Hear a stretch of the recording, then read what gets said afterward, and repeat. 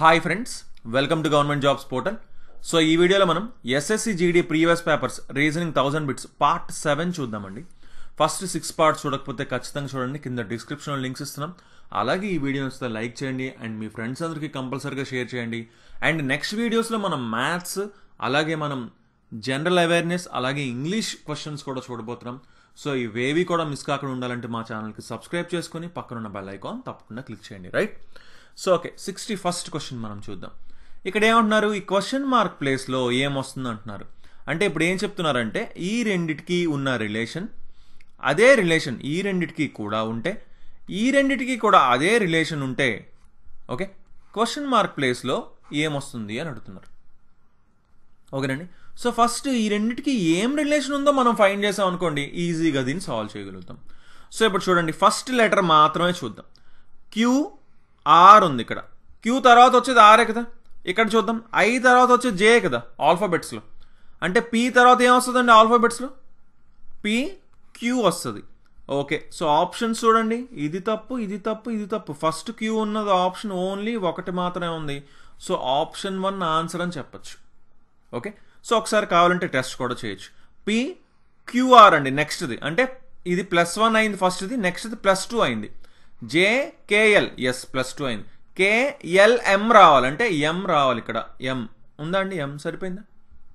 So చెప్పచ్చు option 1 answer అండి, right? So next 62nd question మనం చూద్దాం.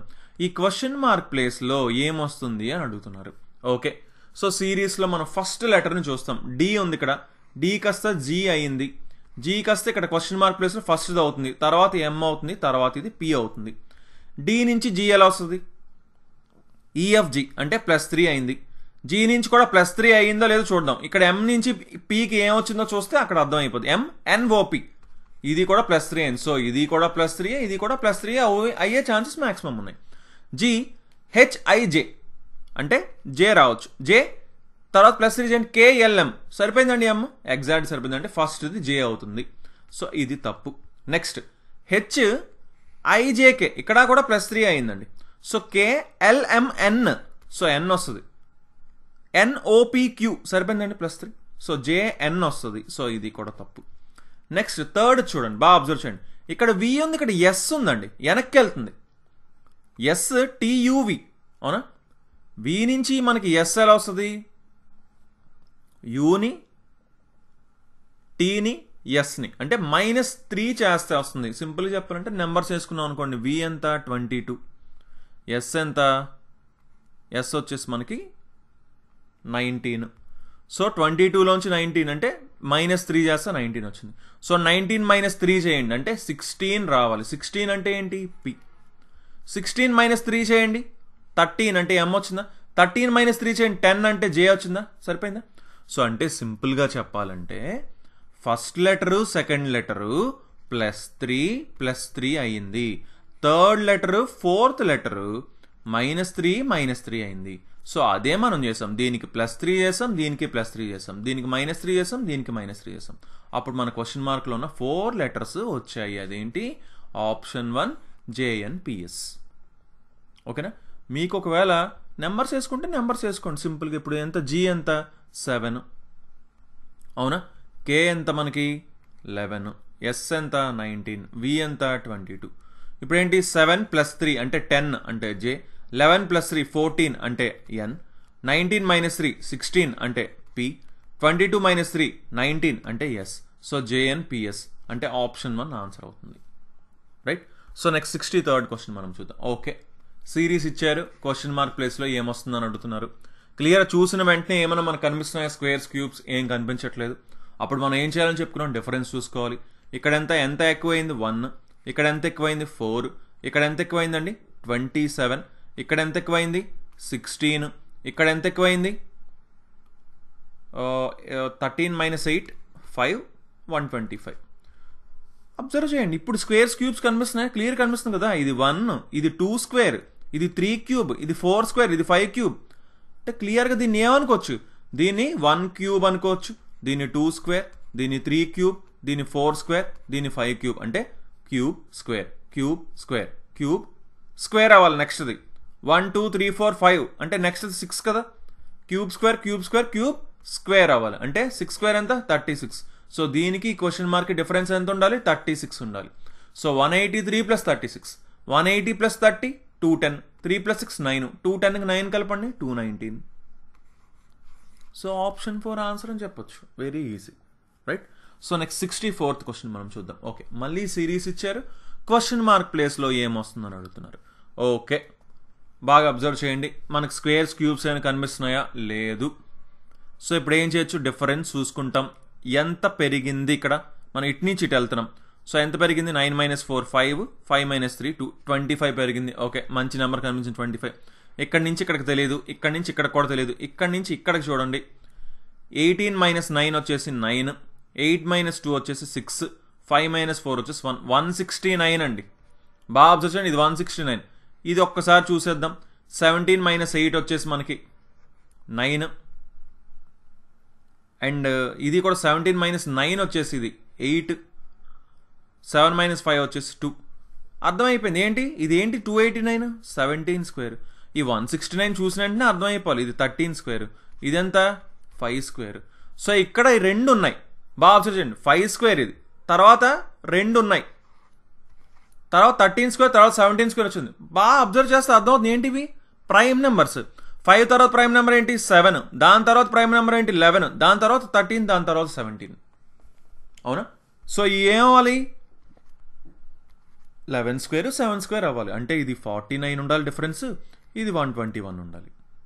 అవునా?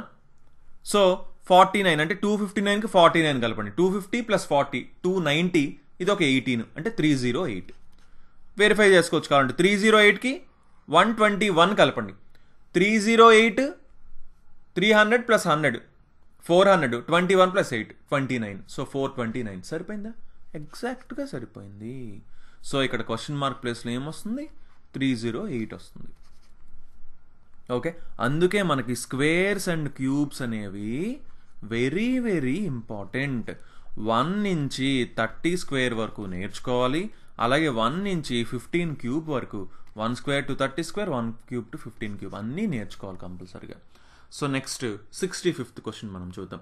ఏ 2 సైన్స్ని ఇంటర్చేంజ్ చేస్తే ఈక్వల్ టు 30 అవుతుంది అంటున్నారు. ఫస్ట్ థింగ్ మనం చెప్పుకున్న ఏంటి, డివిజన్ ఎక్కడైతే ఉందో దాన్ని ముందు చూసుకోండి అని చెప్పాను. ఇక్కడ డివిజన్ ఉంది అంటే 6 డివైడెడ్ బై 24 అంటే ఇదంతా 1/4 అవుతుంది.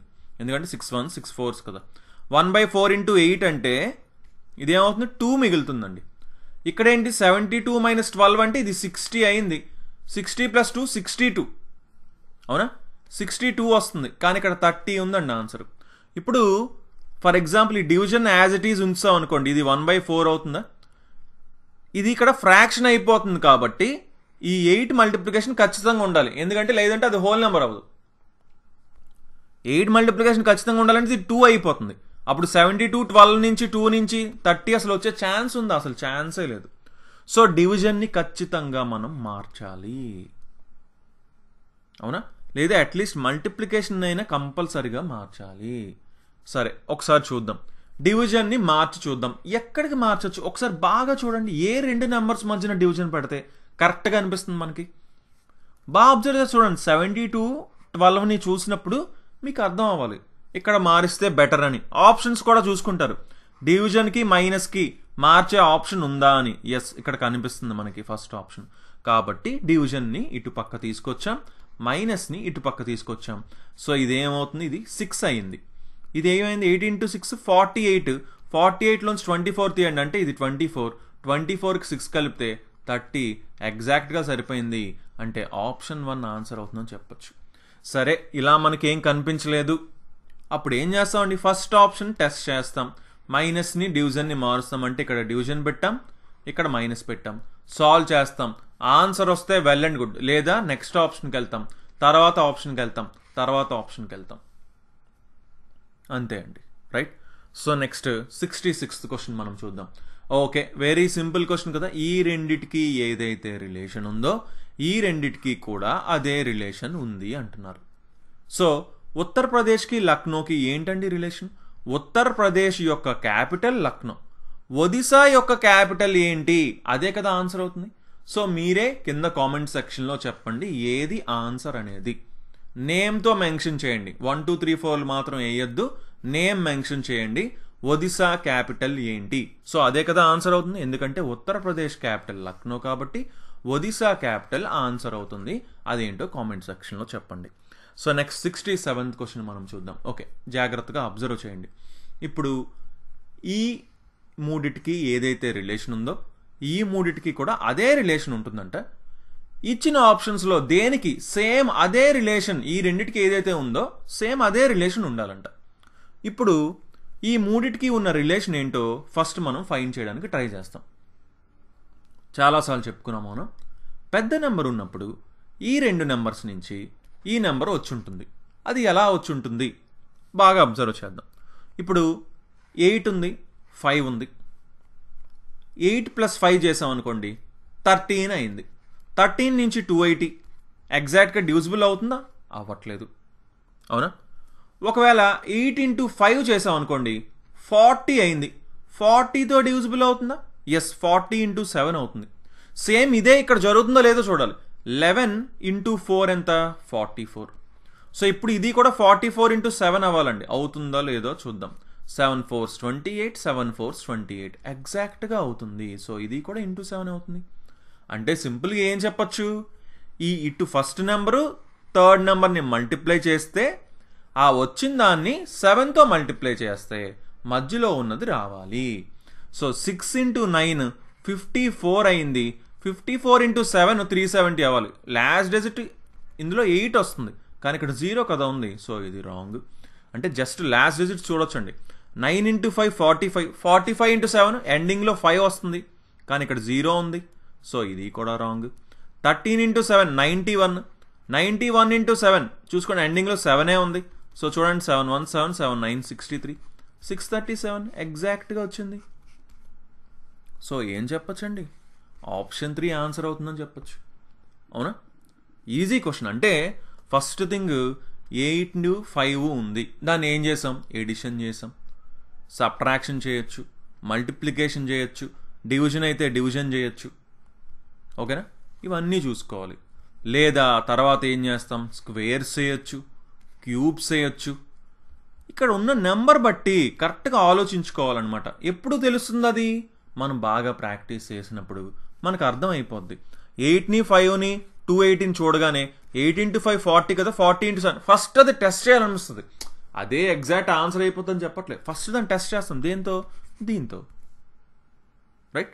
సో నెక్స్ట్ 68th క్వశ్చన్ మనం చూద్దాం. ఓకే, ఇచ్చిన ఈ ఫిగర్ ఈ ఆప్షన్స్లో యాజ్ ఇట్ ఈస్ ఎక్కడుంది అంటున్నారు. యాజ్ ఇట్ ఈస్ ఇలాగే ఉండాలంట, రొటేట్ చేయకూడదు అంటే యాజ్ ఇట్ ఈస్ ఉండాలి. బాగా అబ్జర్వ్ చేయండి. ఇక్కడ మనకు కనిపిస్తుంది అసలు 2 స్ట్రెయిట్ లైన్స్ కన్నాయి. ఇక్కడ అసలు ఏమున్నాయి? 2 స్ట్రెయిట్ లైన్స్ అలాగా లేవు. ఇక్కడ ఉన్నాయి 2 స్ట్రెయిట్ లైన్స్. ఇక్కడ చూడండి 2 స్ట్రెయిట్ లైన్స్ ఉన్నాయి. చూడండి సేమ్ సింబల్ కనిపిస్తుంది. ఇక్కడ అసలు 2 స్ట్రెయిట్ లైన్స్ ఉన్నాయా? లేవు. ఇక్కడ ఉన్నాయి కానీ సేమ్ ఇది వచ్చేది అయితే లేవు. ఇక్కడ అసలు 2 స్ట్రెయిట్ లైన్స్ లేవు, రైట్? సో క్లియర్గా మనకు కనిపిస్తుంది ఇక్కడ, అవునా? సో ఆప్షన్ 2 ఆన్సర్ అవుతుందని చెప్పచ్చు. సో నెక్స్ట్ 69th క్వశ్చన్ మనం చూద్దాం. ఓకే, ఇది వెరీ ఇంపార్టెంట్ క్వశ్చన్. బ్రదర్ యొక్క కోడ్ BROTHER. బ్రదర్ యొక్క కోడ్ 14 అంటున్నారు. యాక్టివ్ ACTIVE యొక్క కోడ్ 12 అంటున్నారు. అలా అయితే చాక్లెట్ యొక్క కోడ్ ఏంటి అంటున్నారు. చూడండి ఇంత చిన్న నెంబర్లు ఉన్నాయి, అవునా? ఎప్పుడు కూడా బాగా చిన్న నెంబర్లు ఉంటే ఫస్ట్ థింగ్ మనం చూడాల్సింది ఏంటి అంటే ఇక్కడ ఇచ్చిన ఈ వర్డ్లోని ఎన్ని లెటర్స్ ఉన్నాయి అని అబ్జర్వ్ చేయాలి. 1 2 3 4 5 6 7 ఉన్నాయి. 7కి 14 కోడ్ అవ్వాలంటే డబల్ అవ్వాలి. అదే ఇక్కడ జరుగుతుందా లేదా? యాక్టివ్ 1 2 3 4 5 6 ఉన్నాయి. 6కి డబల్ 12, అవునా? సో మనకి ఇక్కడ ఏం చేశారు? ఎన్ని లెటర్స్ ఉన్నాయో కౌంట్ చేసి వాటిని డబల్ చేశారు, దాన్నే కోడ్ కింద రాశారు. సరిపోతుందా లేదా? చాక్లెట్ 1 2 3 4 5 6 7 8 9 ఉన్నాయి. సో 9 2s are 18 అవ్వాలి ఆన్సర్. క్లియర్గా ఆప్షన్ 1 ఆన్సర్ అవుతుందని సింపుల్గా చెప్పచ్చు, రైట్? సో నెక్స్ట్ 70 క్వశ్చన్ మనం చూద్దాం. మిర్రర్ ఎక్కడ ఉందంటున్నారు? ఇక్కడ ఉందంటున్నారు మిర్రర్. మిర్రర్ ఇక్కడ ఉన్నప్పుడు ఇక్కడ ఉన్నవి ఇటు పక్కకి వస్తాయి.